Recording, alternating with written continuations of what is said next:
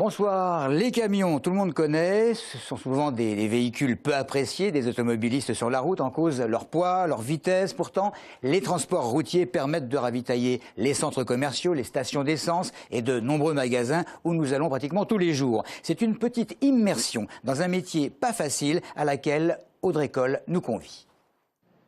19 tonnes de carrosserie et une carrure imposante. Conduire un poids lourd n'est pas toujours aisé.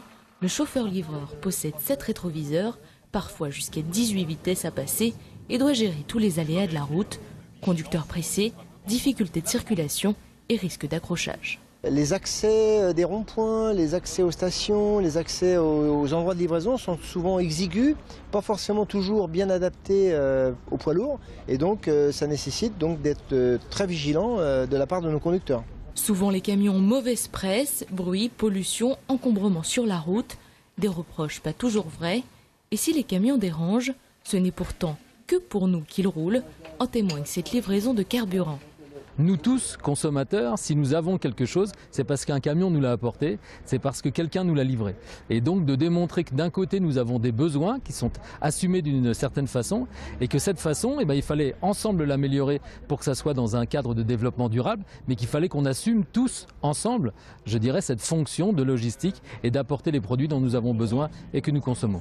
Aujourd'hui, la CCI a souhaité en quelque sorte dédiaboliser ce métier de chauffeur-livreur en mettant en avant son côté essentiel, car comme le souligne le dirigeant de Prema, aujourd'hui, il n'existe pas d'autre solution sur le transport final ou le dernier kilomètre. Pas content, Jean-Vincent Placé, le sénateur estonien, estime que nous avons, sous la Ve République, un président qui s'occupe peu d'écologie et que c'est une vraie difficulté. Le chef de file des sénateurs écologistes au Sénat a également estimé que François Hollande s'inscrivait dans les pas du social-libéralisme européen et que toujours selon lui, on voit que le lobby patronal est très fort, dit-il, dans les décisions du gouvernement. Fin de citation.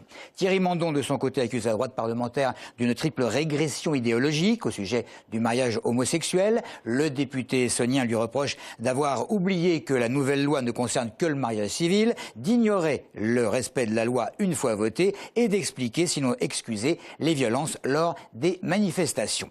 Et puis également député estonien, mais aussi président de Debout la République, Nicolas Dupont-Aignan fustige aussi bien le PS que l'UMP en proposant de faire de l'élection de l'année prochaine un référendum pour ou contre l'Union européenne. Il se dit convaincu que l'Union européenne périra et que l'euro va s'effondrer. Enfin, sachez que Jean-Pierre Bechter a naturellement été investi par l'UMP pour les prochaines municipales à Corbeil. Stéphane Le Personnich sera face au maire sortant d'Evry, Francis Choix. Éric Mélorne à Savigny. Confirmation, Françoise Briand à Viry-Châtillon. Et l'UMP soutient le sénateur maire sortant UDI de Massy, Vincent Delahaye. Tout autre chose à présent, en Ile-de-France, il faut savoir que les prisonniers ont en moyenne moins de 25 ans et plus de la moitié sont sans diplôme. Une population jeune qui, en sortant, devra trouver un emploi pour favoriser la réinsertion. La région et ses partenaires souhaitent favoriser la poursuite des études supérieures dans les établissements carcéraux. Alors à partir de la rentrée scolaire prochaine, une formule va être testée en France et plus précisément en Essonne et très exactement à Fleury-Mérogis pour faciliter l'accès à l'enseignement supérieur à ces détenus. Aurélie Colombel. Ce matin, à Fleury-Mérogis, élus, représentants de la maison d'arrêt et l'université de Marne-la-Vallée ont signé un accord. Le but, faciliter l'accès à l'enseignement supérieur aux condamnés. D'une part, à ne pas faire payer les droits d'inscription. Ensuite, à fournir une carte d'étudiant à ces étudiants détenus. Et ce qui leur permet donc d'avoir des ressources en ligne, par exemple la bibliothèque et puis tout ce qu'il y a comme sur le site de l'université. Sur la base du volontariat, certains enseignants dispenseront des cours, mais la plupart se feront par correspondance. Pour les aider, ils auront accès à un fonds documentaire beaucoup plus important que jusqu'alors et certaines cellules seront équipées d'outils informatiques. La première nouveauté la plus importante, c'est la possibilité d'obtenir une bourse pour faire des études, ce qui est un dispositif complètement innovant dans les établissements pénitentiaires français. Incitatif aussi la possibilité de bénéficier d'une réduction de peine. Mais les prisonniers que l'on a rencontrés préparent déjà une licence ou un BTS. Pour eux, l'école est devenue un bol d'air pur. Si je peux reprendre les études et puis à la sortie, ça peut me donner un peu plus pour poursuivre plus loin. Je peux y arriver. C'est une manière de prouver malgré les erreurs de parcours qui nous ont conduits ici, on est encore capable de faire quelque chose. Une commission doit se réunir prochainement pour sélectionner les détenus qui pourront bénéficier de ces aides. Presque 4000 personnes sont enfermées à Fleury-Mérogis. 60 à 100 d'entre elles feront leur entrée scolaire en septembre prochain. Pas facile de retrouver un emploi lorsqu'on est senior, qu'on a plus de 50 ans. Les entreprises sont plutôt frileuses lorsqu'il s'agit d'embaucher un senior et qu'il faudra former pour seulement quelques années d'activité jusqu'à la retraite. Et pourtant, ces seniors ont de nombreux avantages, évidemment, auxquels s'ajoute désormais le fameux contrat de génération. Alors Maxime Lemaine s'est rendu à la CCI pour un café senior, justement. Abraham a 60 ans. Avant d'être au chômage, il a été à la tête de sa propre sandwicherie pendant 5 ans.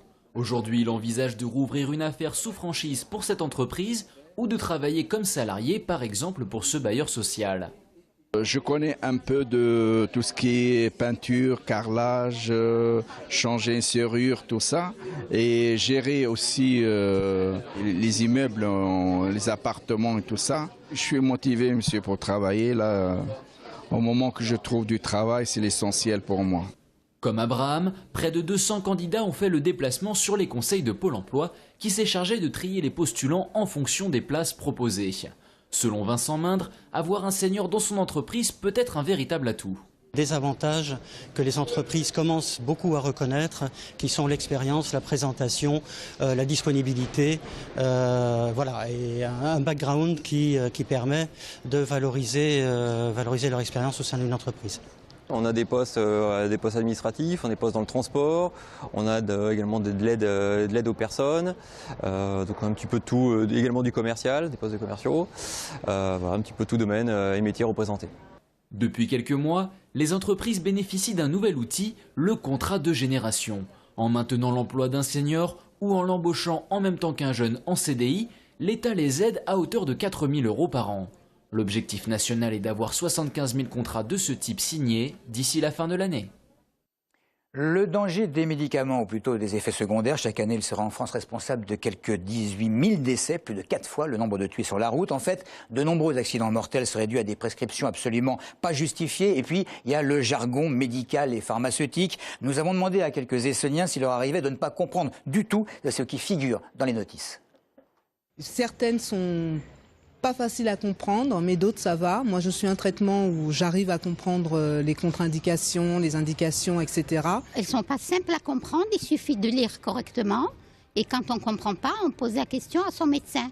Une fois, il nous l'explique. Non, je pense qu'elles sont pas simples pour la plupart des gens. Alors je les lis pas, mais j'écoute ce que me dit ma pharmacienne. Elle me dit comment il faut les prendre, les contre-indications. C'est vraiment incompréhensible. Alors ils vont dire pourquoi il faut ci, pourquoi ça, tel le truc. Alors il y a des contre-indications, on ne sait pas ce que ça veut dire. Alors du coup, on demande au pharmacien, des fois il ne sait pas. Ceux qui les mentionnent, qu'ils essaient un peu de simplifier de façon que tout le monde puisse comprendre. Je pense qu'il y a certains médicaments où ils sont bien compréhensibles, d'autres un peu moins, quoi. On ne sait pas trop ce qu'il y a dedans, quoi. Non, moi je les lis pas en fait parce que je fais confiance aux médecins. Et puis, vous vous souvenez peut-être de Gérard Proto, qui avait l'année dernière parcouru Paris-Toulouse en roller ski. Nous l'avions filmé à son départ de l'Essonne. Il va réitérer son exploit. Aujourd'hui, il partait de Seine-et-Marne avec son fils, lui en roller ski, son fils en vélo.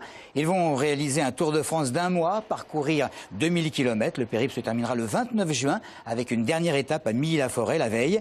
Nouveau défi généreux que s'est donc fixé Gérard Proto pour soutenir la recherche sur les cancers de l'enfant.